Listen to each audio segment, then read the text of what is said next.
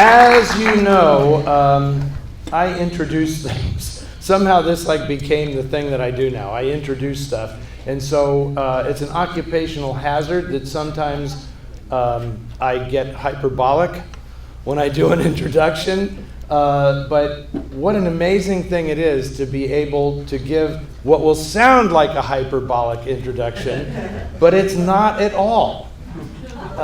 Because tonight I get to introduce America's greatest living storyteller, Mr. David Mamet.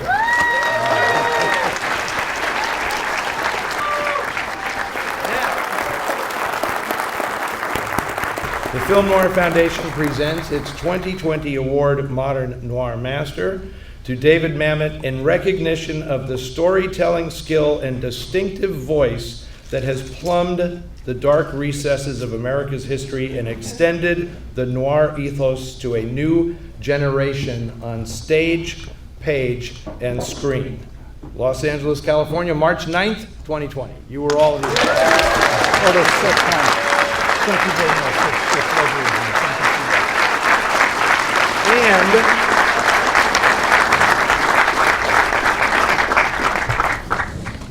And as an added bonus, David, that glass artifact was created by Samantha Fuller, the daughter of Samuel Fuller. Oh, really? Yes. Whoa. So there is some bloodline in that piece as well. So, welcome. Thank you very much. I am so happy that you are here to do this, and obviously, if I'm doing this, we're going to talk a lot about noir, and I just want to hear what you have to say about whether you see some type of noir influence in the work that you have done. What's your connection to the whole noir thing? Oh yeah, that's a very good question. You know, I grew up and I always was a voracious reader. It's what I did instead of going to school. And so one of the genres that I read was the California novels. Of course, Dashiell Hammett, I didn't quite understand. Raymond Chandler was wonderful. And then Ross MacDonald. And there was always something in Joseph Hansen. There was always something weird about the California story, as opposed to the New York story, which is about some guy trying to find himself. I come from Chicago, and we have no idea what that meant, right? Because the Chicago novel is about some guy or some woman trying to get ahead in the world, you know. Yeah. But the story of California seems to be the story of people who were lost and have no identity, and they find out that what they thought they were wasn't really who they were, and their father wasn't their father, and their uncle's been stripping them, and they're impersonating someone else, and they just, and so that the noir films, you know, the films of all the guys getting out after World War II, with nothing to do and no money except an idea, and the PCH, they're all the story of what happens now. Yep. So they were all very, very influential on my upbringing, and instead of going to school, what I used to do in Chicago is go to the Clark Theatre, which was then 24 hours a day, and they changed the bill every day, and the guy who ran it was a cinemaphile. Heaven sent, he would run like 2 weeks of just Saul Bass titles, right? So we all That's a programmer. Oh yeah. So we all went to the movies and we got an education. Oh, that is fantastic. I know this is the thing that we're trying to preserve that as well. I mean, people don't understand. Like, you could go to a theater back then. That's a genuine grindhouse, what you're describing, right? People now think it like they show porn or something, but no, a grindhouse ran 24 hours a day, and people would go in at any time. There were no show times. It's like the show time is when you walk in the door, right? That's the thing. So, and also I just have to note, you'll enjoy this. You cited Hammett, first name out of your mouth as an influence. Dashiell Hammett's granddaughter, Julie Rivette, is here in the audience tonight. Drove up to pay tribute to you. I think that's fantastic. That's quite a compliment. One of the things that people overlook, I think, when they talk about old noir films is they focus on the visual style and all this stuff, but they don't talk about the language so much, and I find the language is such a huge part of it, and I think the film that we just saw, I mean, you have now achieved Mamet speak. I mean, people refer to that all the time, you know. But did these films have any influence on your approach to the language? Because when I see Glengarry Glen Ross or this or so many of the things that you've done, the language reminds me of noir because it has this rhythm and this whole style to it that is just amazing. So. Oh, well, thanks. No, it's just, to me, the most important thing in film noir is not having enough money. Because if you look at, like, the thing which got me started at the films of film noir was The Killing with Sterling Hayden by Stanley Kubrick. By Kubrick, and Kubrick was very much influenced by a previous film, Crime Wave, which was directed by Andrei de Toth. It has the same cast as The Killing, and somebody said, Andrei de Toth, how'd you make such a good movie? And he said, because they said, I'll give you 200 grand. He said, I'll do it in 100 grand. They said, I'll give you 20 days. He said, I'll do it in 11 days. So he shot it in 11 days full of nights. So the thing about film noir is you don't have any money, which means you don't have any time, which means you don't have any time or money to shoot stuff you're not going to use, right? So if you're not going to shoot stuff you're not going to use, you better think real hard about what you're going to shoot, which makes for a great movie. And the other thing is they didn't have any money for special effects. That's why they're shooting out on Mulholland Drive and the PCH in the middle of the night. Yeah. So they had to have a good idea and not enough time and a couple of bucks. There you go. So when you made House of Games, did you feel you were making a noir? No, I was just making a movie. I mean, I don't know. The two things influenced me very much. I was shooting, I wrote a movie for Bob Rafelson called Post-Mortgage Rings Twice, and we were shooting it up in Santa Barbara, and I was commuting back and forth to Los Angeles in the car and listening to the radio. And so one of the things that I did was I saw The Killing when I was up there, and the other was it was Glenn Gould was playing the Toccata in C minor by Bach from the C minor fugue, which is the theme here. And I'm listening to this thing and thinking, Jesus Christ, this son of a bitch has written the best piece of music in the world, and all it is a C minor triad, which it is. I say, it's the greatest accomplishment in humankind. So I started thinking about the reiteration, you know, with a very, very short theme, how you reiterate it in surprising ways. Mm-hmm. Wow, okay. I was not going to, that connection is fabulous. I couldn't imagine that was there, but I'm happy to know that. You mentioned to me that a film that inspired you to become a director was Jules Dassin's Rififi, right? Oh, yeah. Was that? Well, Rififi, of course, it's a work of genius, and of course Dassin got kicked out by the HUAC of the House Un-American Activities Committee after directing some of the toughest movies in America, you know, Brute Force, Night in the City, and The Naked City. Got kicked out, he goes to Paris, doesn't have any money, doesn't even speak French, and somebody says, well, you tell him about the story about the book. He read the book, he said, I don't get it. Yeah, he didn't like the book, and actually Jean-Pierre Melville was going to direct the movie. And really? And he said, no, let this guy do it because he's a great filmmaker and he can't get any work because the American government was actually stopping him from being hired overseas. Anyway, I only brought that up because I see that influence because you've done, you know, Heist and so many movies that you've done. I find in the noir tradition. In fact, one that people often overlook that I think is a terrific film is Spartan. Oh, thank you. Which I just think is a very prescient movie as well. You do have a knack for putting your thumb right on the pulse. In fact, ahead of when it's really pulsing. You're like ahead of the curve on a lot of this stuff. But I remember that Spartan was actually advertised as a film noir. Uh-huh. And I don't know. I don't know that it's a film noir. It's a what you call a special forces. The president's daughter has been snatched. Yeah. Oh, speaking of that, I don't know if you have this on yet. One of my favorite films is Union Station. No, we haven't shown it on Noir Alley yet, but yes, we'll get to Union Station. It's not quite a film noir, but it's pretty great. No, it's pretty close. Well, in that era, everything sort of got lumped in as being noir. So I want to ask you about the actors in your movies. You have a fabulous stock company that you use, And when I directed some theater, I found your book, True and False, about acting, to be one of the absolute best texts I've ever read on the subject. And I know that you have a couple of folks in the audience tonight who were in House of Games. Dude. So I'm hoping you can just tell us a little bit about your approach to acting, and is there any difference in the approach between theater and film? Well, kind of.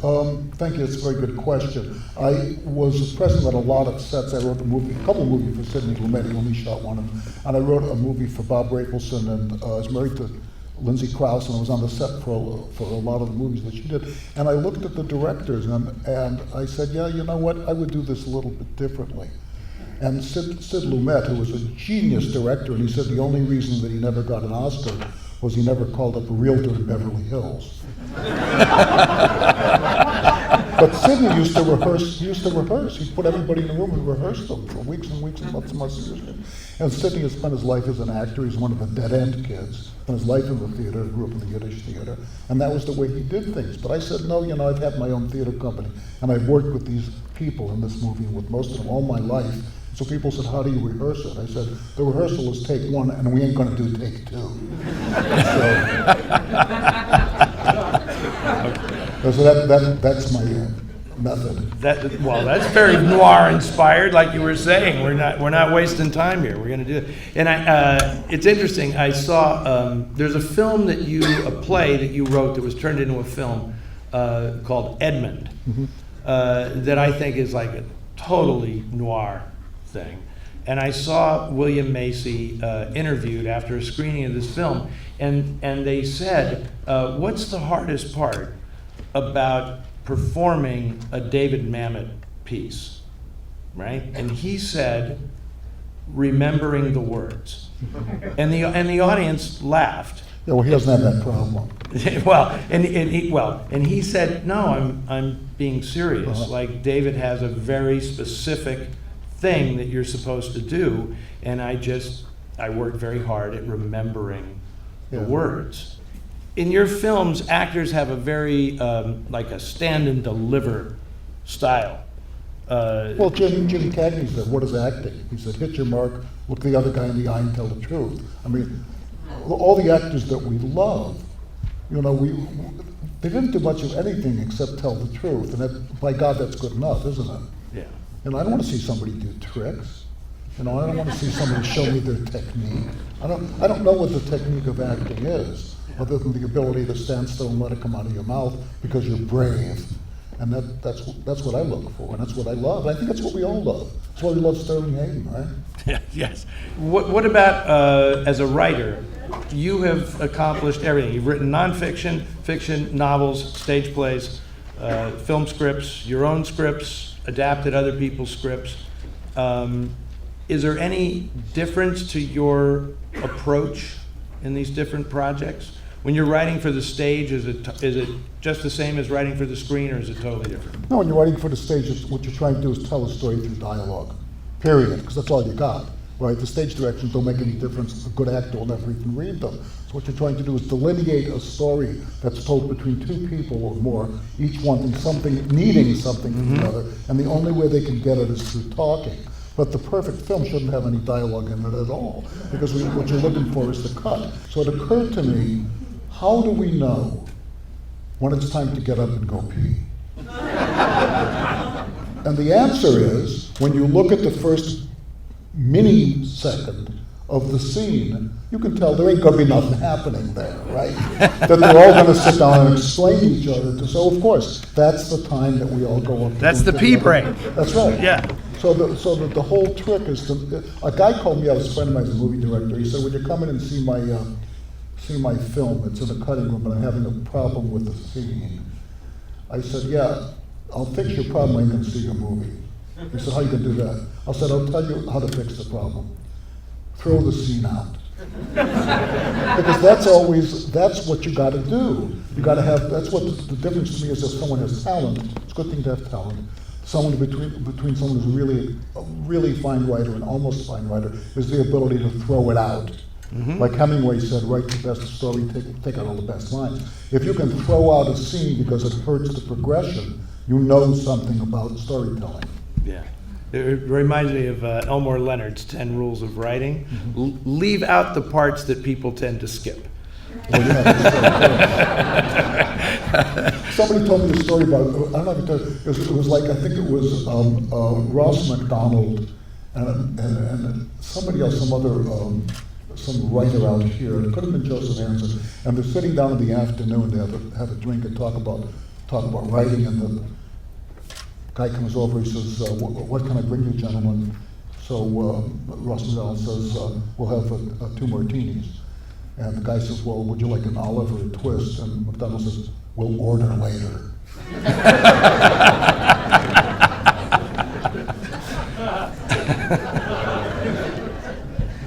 Ours are waiting across the street still. Exactly. That's what you think. You know? Yeah.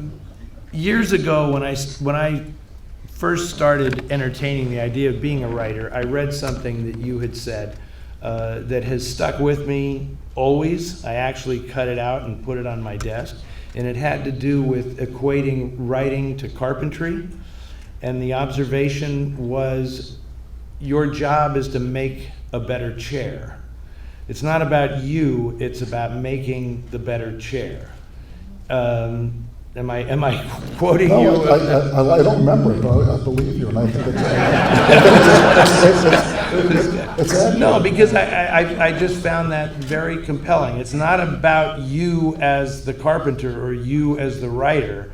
The job is to make the piece of work that people want to sit in, want to be in, want to live in. Well, yeah, because people come away and they say, what magnificent visuals, means the movie was no goddamn good. What else could it mean? Great cinematography. It's like, I'm not seeing that one, right? I mean, if that's the first thing you say, it's like, well, really? my daughter Clara, who's all-around good kid, and is a filmmaker, film director, used to work here, and she was talking one day about her favorite shot. She said it was in Lawrence of Arabia. And she said she loves the shot where the camel is walking in the distance, and the camel is walking and walking and walking, and it just holds forever. And so I started to laugh. She says, Dad, why are you laughing? I said, you don't understand what he did. The real genius of that shot was that camels cannot walk in a straight line because they need to spread the weight. They can only walk in a straight line backwards. So what David Lean did is he had the fucking camel walk backward for 1.5 miles, and then he flipped the film. And she goes, wow, really? I said, no.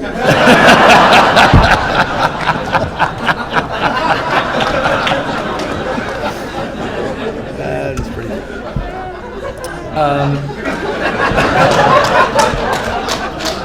Are there any other of those that you've made up? No, but there's an interesting animal story too. I know George Stevens Jr., right? George Stevens Jr. runs the Kennedy Center, right? Of course, George Stevens' son.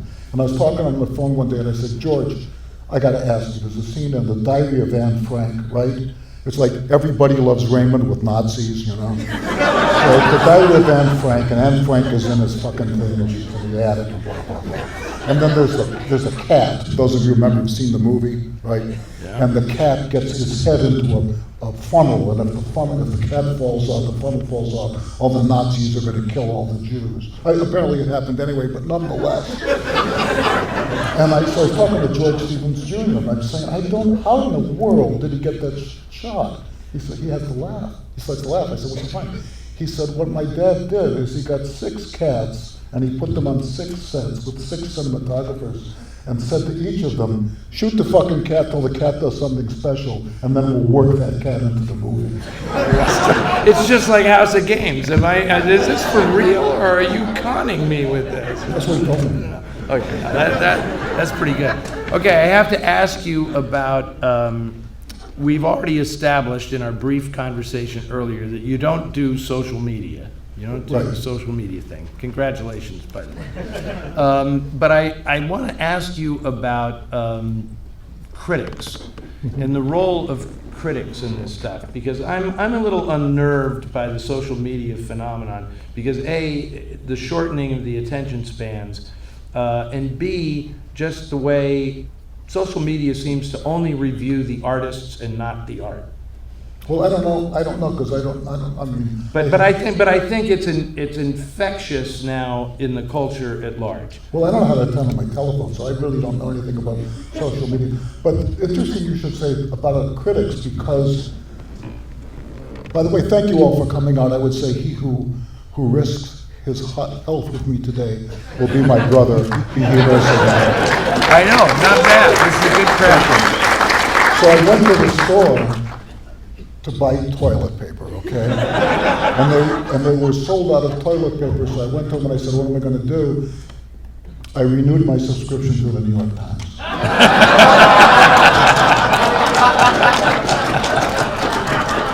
Okay. But because I think this is a very serious thing, and the New York Times or anywhere. Like recently, you just did a new play here in town, and there was a critic who said he wasn't going to review the play, and then ran a piece that was essentially a review of the play.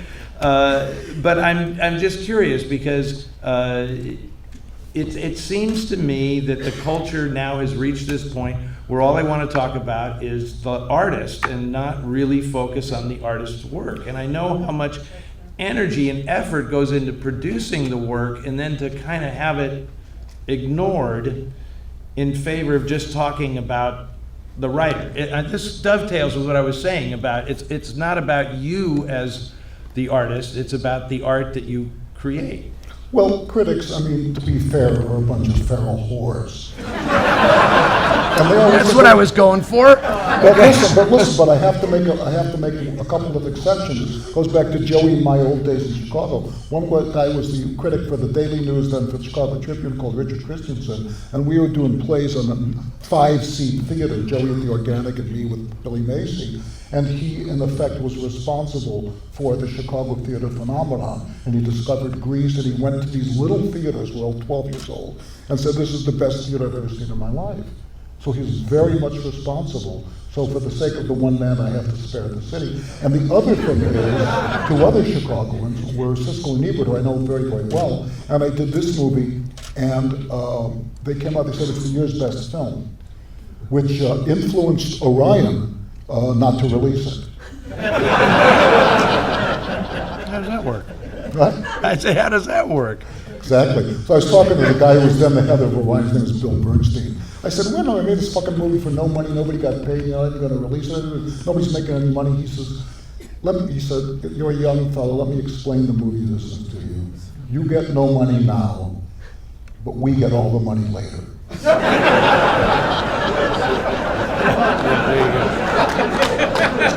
Oh, but wait a second, can I tell the story? Pidgey, can I tell the story about Venice? Yes. Yes? Okay, so we That made was a big yes. 2 movies, we made 3 movies in a row with Joey. We made this, and then we made Things Change with Don Amici, and then we made House of Games. What do you call it? Homicide with Billy Macy. Yes. So we're shooting Things Change in Tahoe with Don Amici, who's then 80, who'd been the biggest star in the world, I think, in like 1935, 1936. He was a very a popular, wonderful guy. And I get a telephone call, we're prepping the movie. This is the second stupidest thing I've ever done in my life. I get a telephone call from the guy who's the head of the Venice Film Festival. And he says, can you come here in 11 days because you just won the Golden Lion for the best film of the year? I said, well, that's really cute, but the judges haven't even. He said, listen, let me tell you again. Can you come here in 11 days because you just won the Golden Lion for the best film of the year? I said, Jesus Christ, thank you so much. What about if I didn't go? Could I get the Golden Lion anyway? So he said, so no. So he didn't give us the Golden Lion. But then the next year he came back and they created a special award for Joe Mantegna and Don Amici. But I just should have, had I been a little bit smarter, I just would have said, guys, I'm closing now this production for 26 hours and then I'll see you on Thursday. So the film got a lot of really wonderful notice, except I think they showed it to 3 people in Encino and then called it a day. You managed to have a pretty damn good career after that, so, you know. Yeah, but what does it mean when my mother has to live on welfare?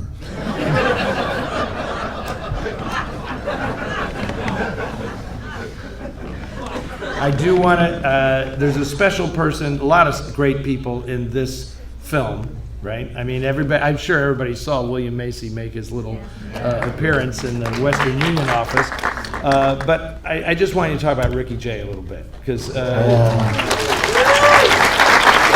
the great Ricky Jay just passed on about a minute ago was my dearest friend and closest collaborator, the greatest magician of his day, and one of the signal lights in the history of magic. And we talk a lot about the confidence game, and because he was an expert on the confidence game, and how the confidence game was very, very much like making a movie.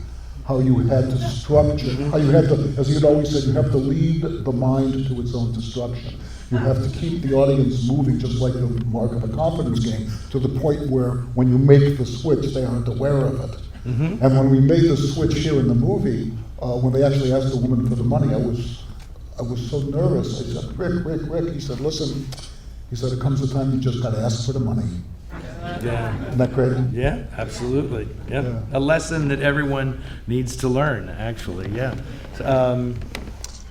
I have wanted to ask you this question. Okay, so when I do Noir Alley, at first they were going to let me have guests on the show, and then somehow that's kind of fallen by the wayside.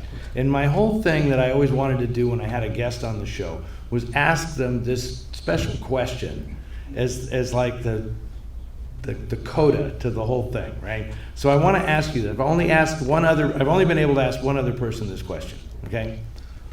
What is your death house meal? Right? They finally have taken you away, and Okay. I'm going to reveal so much about myself. That's the whole point of this question. Okay. It's going to be 3 bottles of Dom Perignon, a carton of Camels, and every fucking potato chip in the world. Okay, that is beautiful. The only other person I've ever asked that question to in public was Jacqueline Bisset. What'd she say? It was like scrambled eggs and a warm baguette. There was a certain wine that she had to have, and a perfectly ripe peach. Oh. Right? That was her last meal. And she was totally into it, like, oh, this is great. You know, But she speaking really of loved it. perfectly ripe peach, what about that wonderful moment in Bullet where he gets up out of, he's been spending in bed with her, and she's all frowsy and asleep, blah, blah, blah, and he says, thank you. And she says, for what? So sweet. For wearing my shirt so well. yeah, that was fantastic. Okay, so here,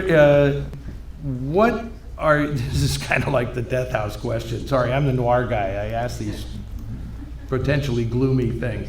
But what's the thing that you think you're going to be remembered for? Okay? And is it the thing that you want to be remembered for? I think when they write about me in 100 years, I want them to say it's astounding he's still alive.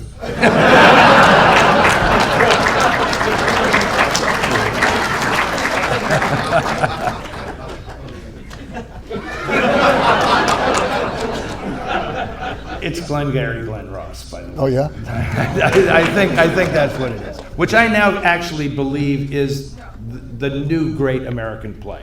Glengarry Glen Ross is the great American play. Well, I got to tell a story about Mr. Montaigne, because the play was written for him to play the lead, and we played it in Chicago, and then we went to Broadway in New York with the Chicago cast, and Joe sits down one day and he says, Dave, I got this big long monologue. It's the end of Act 1, and I'm alone on stage. We did it in Chicago, it was great, blah, blah, blah, but I'm not sure I completely understand it.